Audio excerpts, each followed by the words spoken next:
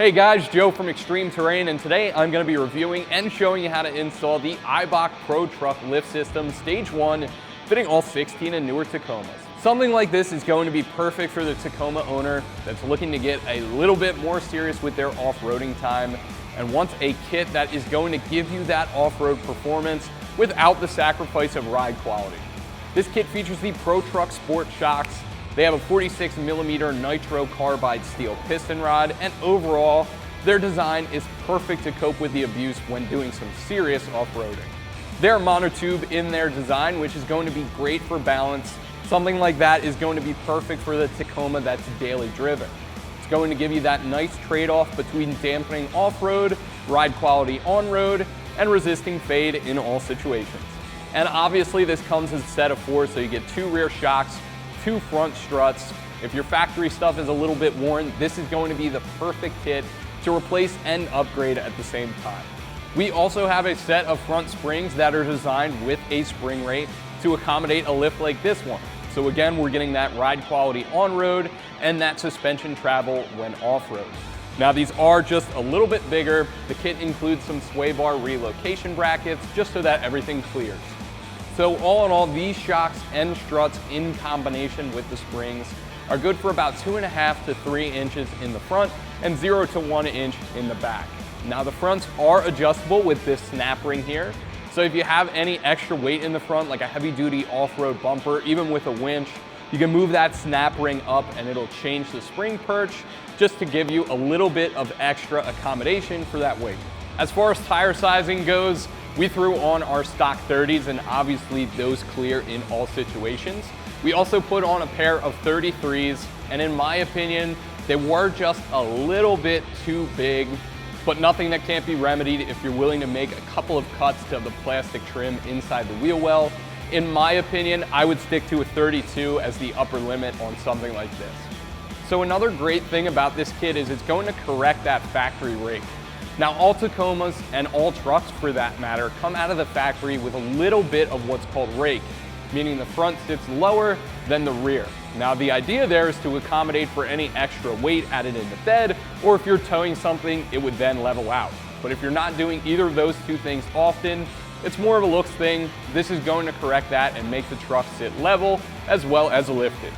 Now if you feel like this might be a little bit too much for your Tacoma, Eibach also offers these struts and shocks as a Stage 0, which is designed for factory ride height as well. Pricing for this kit is going to come in at around $600, which in my opinion is perfect. This kit is designed for that middle ground off-roader. It's a step up from the spacer lift, but a step down from that full-on suspension lift. $600 reflects that perfectly as it lands right in between the two. Now, if you still weren't sold on this, Eibach also includes in that $600 price tag a 1,000,000-mile warranty. Install for this is going to be pretty difficult. We're going to be seriously digging into the suspension components of our Tacoma here. We also will need a spring compressor, but this definitely is something that can be accomplished by the weekend warrior. With that being said, I'm going to give it a 3 out of 3 wrenches on our difficulty meter. Should take you about 5-6 hours to get this hooked up to your truck. So without any further ado, let me show you how it's done.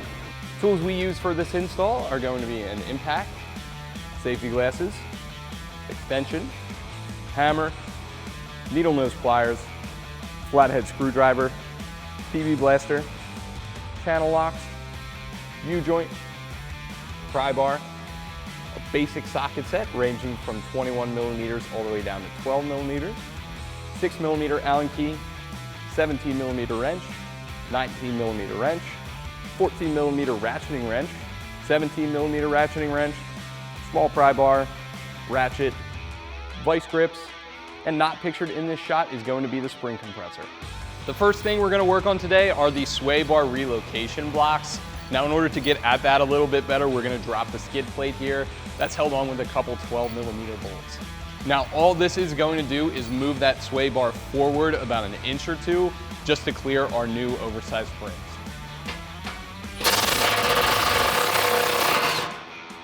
Now the front of this skid plate has a hook right here for it to rest on. So you want to start with the front and then get the back 2 bolts. Also, on this side, you can see this tab right here is folded over the bolt. I'm just going to pry that back with a pry bar.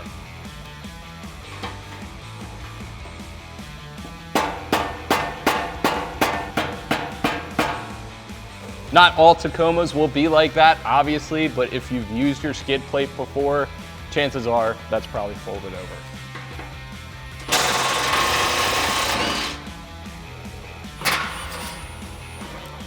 This is the last one, so support it. It should rest on those hooks up front, and then you can remove this.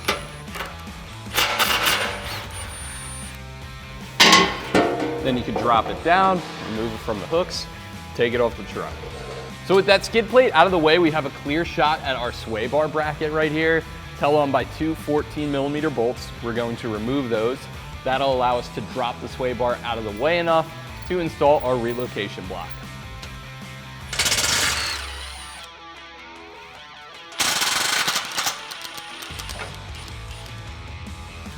And with that, we could put that relocation block up there and secure it back into the frame with that 14mm hardware.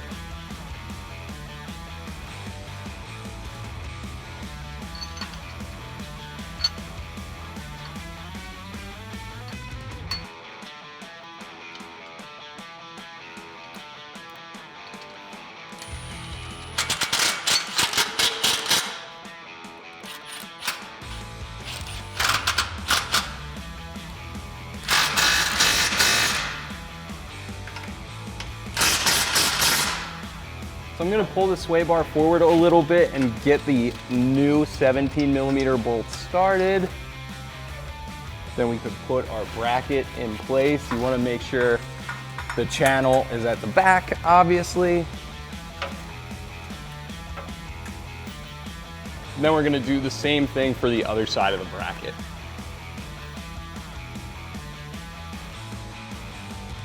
Now I'm gonna do the other side now that I have this finger tight.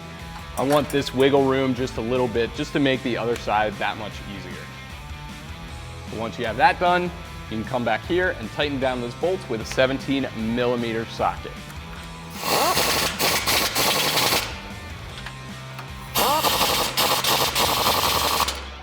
So that's it for the sway bar relocation. I'm just gonna throw the skid plate back in place and secure it with those 12mm factory bolts.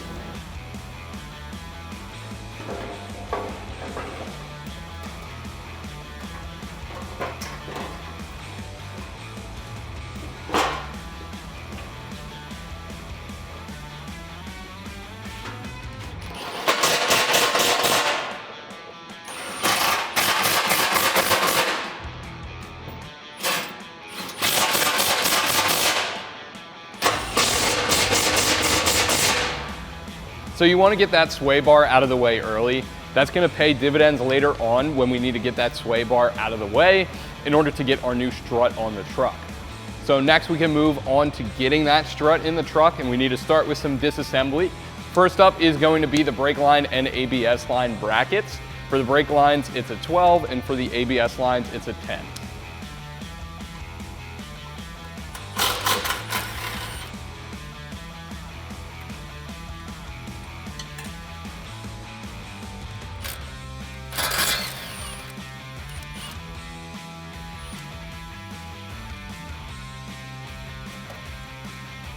And just to keep those handy, I usually thread them right back into the holes. And this is the ABS line bracket, that's a 10mm.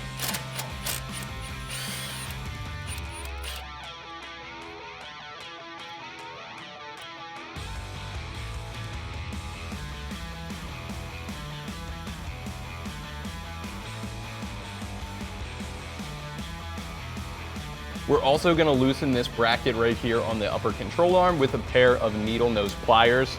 There's a plastic clip behind the brake rotor as well. While we have the pliers, I'm going to release that too.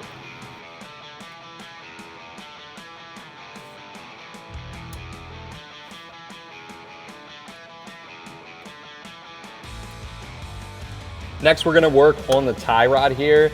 Now there's a couple things to get this off. Obviously there's a cotter pin right there, so we're going to use the needle nose pliers to remove that. The castle nut is a 19mm, so we're going to back that off.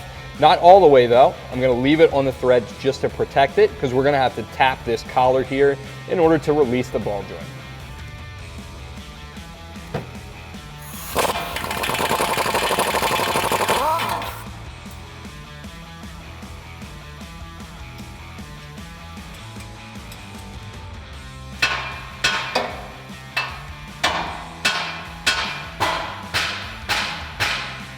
If you need a little bit more wind up, you could get in the truck and turn the wheel.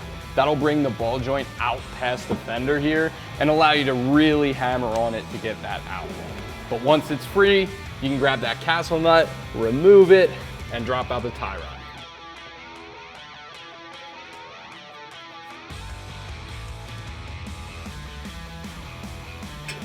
Next up, we're going to work on the sway bar end link right here. That nut is a 17 millimeter. We're gonna try to crack that off with the socket first. Now, if that ball joint does end up free spinning on you, you could take a 6 millimeter Allen key and put it in the stud here, and then use a 17 millimeter wrench to work on the nut. Also, as a preemptive measure, I'm just gonna hit that with a rust penetrant before we get started.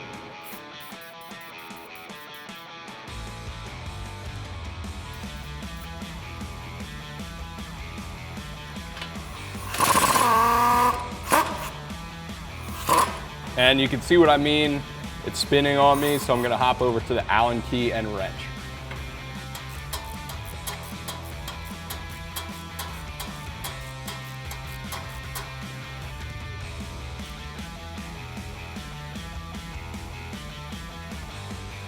So with the sway bar loose, we can now remove our end link and move on to this upper ball joint right here.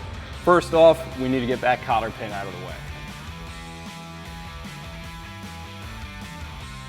And then we could back that castle nut off with a 19 millimeter socket. Now, just like the tie rod, we're not gonna take this all the way off. We're gonna leave it threaded on just a little bit, not only to protect the threads from the hammer, because we're gonna be hitting this collar as well, but also it's going to catch our upper control arm once that ball joint breaks free.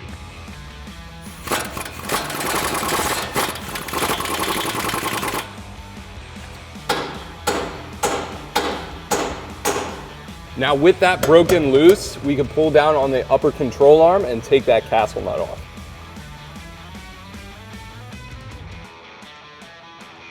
I'm just gonna let that drop and then catch the rotor. So with that castle nut removed, all the weight is now resting on our lower control arm. Now there's a couple of things you wanna watch. Your brake and ABS lines, you wanna make sure that those stay nice and loose. Ours look pretty good. And also these axle boots here, if those look stressed at all, you wanna make sure you grab a bungee cord and just bungee that up like that, as to relieve some stress on that rubber. Now also at this point, you wanna catch the other side up to exactly where we are right here. And that gives me a great opportunity to show off why we did the sway bar first. With the other side caught up, as you can see, you can pull on the sway bar, and that inch we moved it forward gives it just enough clearance to go past that boot and out of the way so we can have easy access to the strut assembly. So now that that is out of the way, we're going to remove the 3 14 millimeter nuts on top, and the bottom is a 19. We're gonna remove that with a socket and a wrench.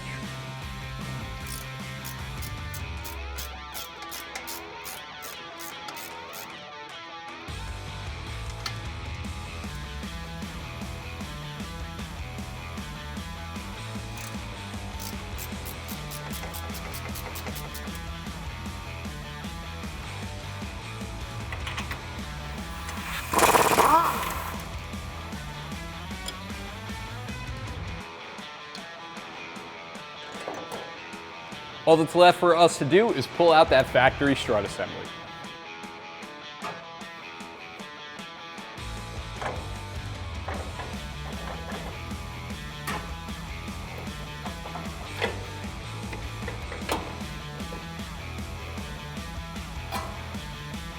With that out of the truck, we can now move to the spring compressor. And obviously this is a very dangerous tool. You want to be very careful and slow when using this. You also only want to go as far as you need to release this spring from the bottom perch here. Once that's done, we're going to hit this with some PB Blaster, make sure it rotates nice and smoothly. Then we're going to use a 17 millimeter socket to remove this nut. And if we need, we're going to grab the stud with a pair of vice grips.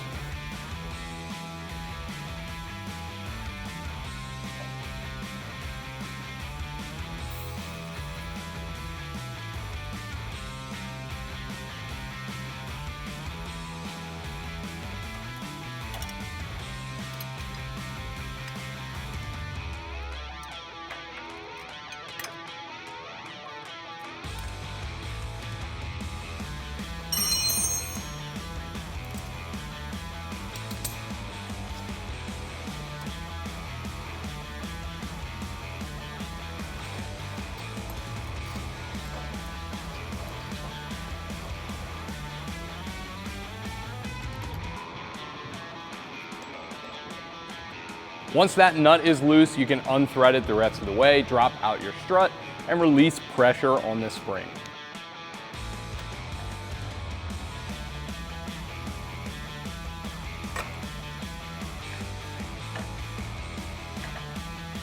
So once we have the spring out of the compressor, we can then claim this top hat. We are going to be reusing that on our Eibach, but there's a little bit of work we have to do on it first. And it's mainly regarding that bushing in there, which is glued in place. So I'm gonna peel that out with the needle nose pliers and get rid of it. Eibach does give us a new bottom bushing here, so we're gonna be using that one instead. Now once that is peeled out, I'm gonna scrape away any adhesive with the flathead screwdriver.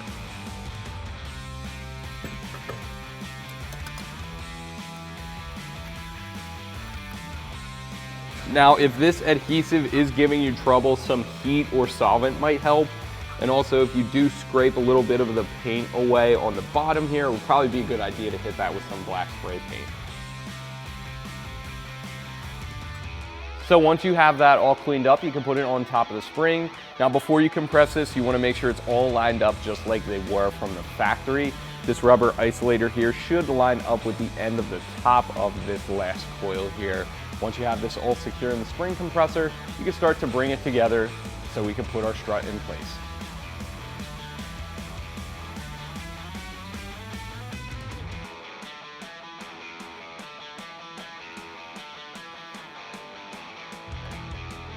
So we have our spring compressed and we're almost ready to put our strut inside. But before we do, there's a couple of things we have to take care of. Firstly, I wanted to point out this snap ring right here. We don't have anything like that on our truck, so we're going to go for the 2.5-inch lift, which is going to be the bottom position. Once that's secured, you can put your perch around the strut and make sure it's seated properly on that snap ring.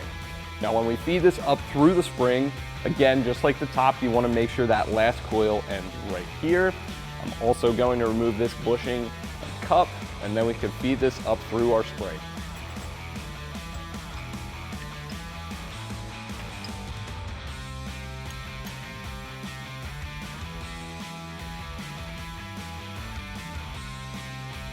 Once you have everything vaguely lined up, you can now take the impact, extension, U-joint, and 19mm socket and tighten down that nylock nut.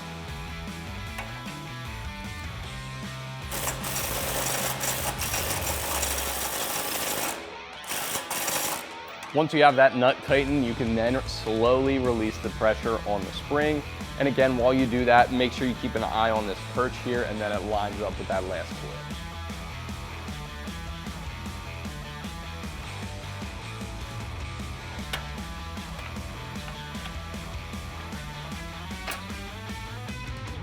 And then do the same thing for the other side. Our front strut is just about ready to go on our Tacoma, but before we do, I just wanted to put it next to the factory strut and point out some of the key differences here. This factory Bilstein is pretty nice and it's even part of the upgraded TRD Pro package, but the Eibach is even better. Starting with this spring here, we're changing up the spring rate just a little bit to accommodate for a lift of this size. That's going to help add to the ride comfort. Also, we're bumping up the size of this piston rod right here. Again, 46mm nitro carbide steel. Gonna help up the durability, make sure this thing can really take a beating when you're off-roading. Now, also bumping up the durability a little bit is going to be the strut body itself, which is increased in diameter over this factory strut. Not only is that going to give you durability, but it also increases the volume inside of the strut, which helps it resist shock fade. Now, obviously, the biggest benefit here with this new Eibach strut is going to be the added length, and that's what's going to contribute to our lift. And as just an added bonus, like you saw earlier, that snap ring is adjustable, so if you have any weight in the front, you can still get this to ride and function properly.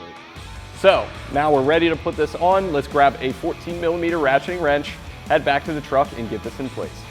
So first we have to get this in place. I'm just gonna drop this past the lower control arm here, work around that sway bar, and come up past our upper control arm and get those studs seated.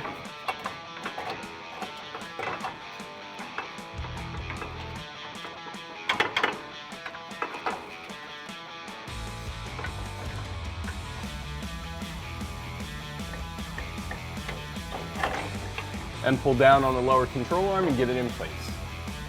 So now that it's in place, we're gonna hop up top. We're going to secure with the factory 14mm nuts. I'm gonna use a ratcheting wrench for that.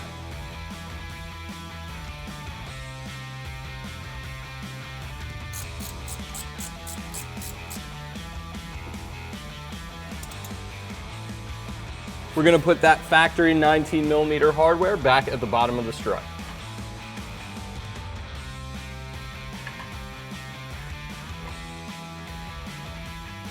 If that fights you a little bit, I'm just gonna use a small pry bar on the axle here to push that all the way through. And then I'm gonna get the nut and washer started on the front facing side and tighten that down with a 19mm socket and 19mm wrench.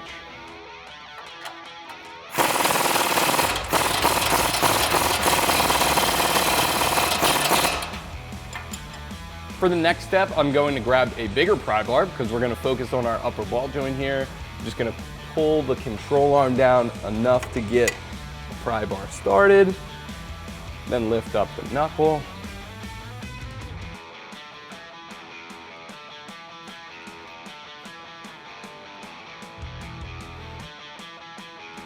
And get that factory castle nut started.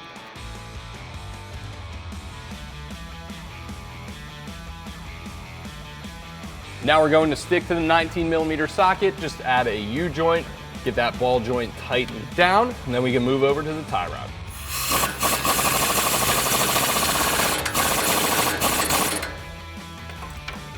After we secure that with a cotter pin.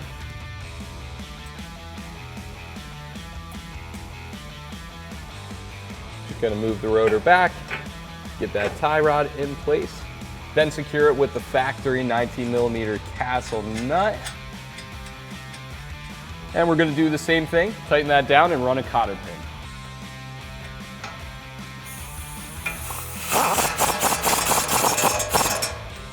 And we're gonna pull that over with the needle nose and tap it in place with a hammer. Next up is going to be the sway bar end link, which goes through that hole there and gets secured with the factory 17mm nut. Now again, if this ball joint does spin on you like it did when we took this apart, you can put that 6mm Allen key in the end of that stud, grab a wrench, and tighten this down. Next up is going to be the sway bar. Now, if you haven't started on the other side, get it caught up to this point and save the sway bar for last. That way you can move it up and down and out of the way while you're working on that side. But once that's in place, you can run the end lane through this hole here, tighten down this 17mm nut.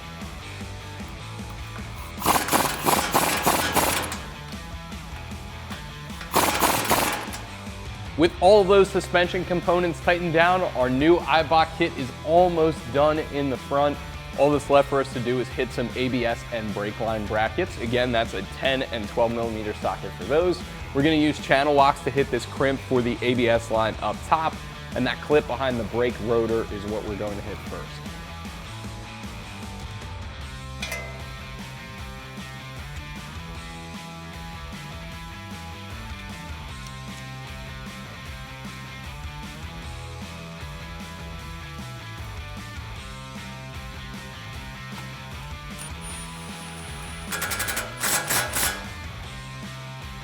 Right behind that is the ABS line.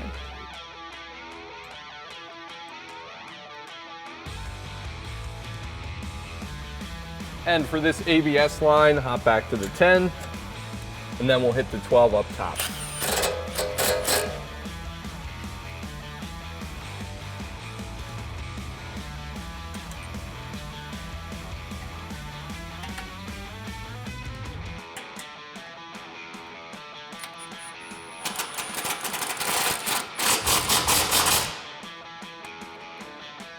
So that is going to be it for the front. As you can see, our struts look great.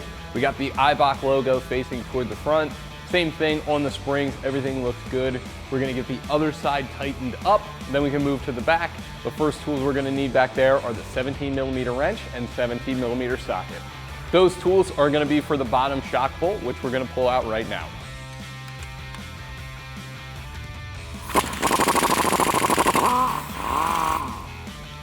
With that nut removed, you can pull up on the axle and remove that bolt.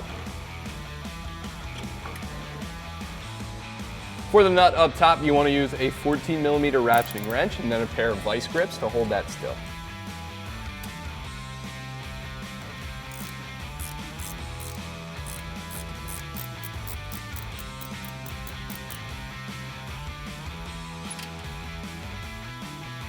Then you can remove your rear shock.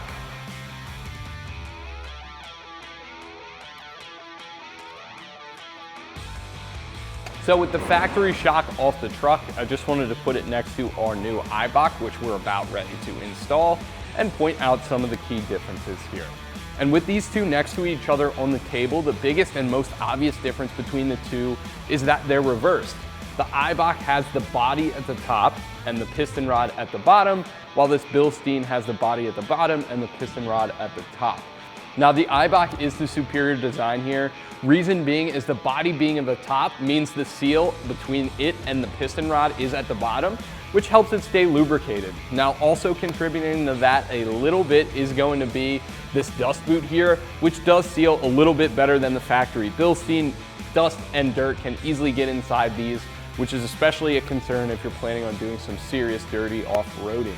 Now on top of that, we have our standard stuff. We're increasing the diameter of the body here, which is going to increase durability, as well as increase the volume of fluid inside, helping prevent shock fade. So now we're ready to install our Eibach. We're going to need a 17mm for this nut up top, and the factory hardware at the bottom was also 17mm. So we're gonna start at the top, remove this nut, as well as the bushing and cap. Get that fed through the upper mount, replace that bushing and cap. We're gonna get our nut just finger tight for now. That's gonna give us enough sag to get the bottom in place. So we're gonna jump over to that. Just like before, we're gonna push that in place. Pull down on the axle a little bit, get that bolt started. On the other side, washer and nut, and secure this with the 17mm socket and wrench.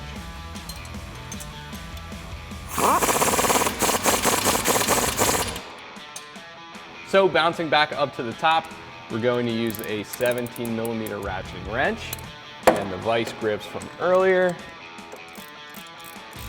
and start to snug that down.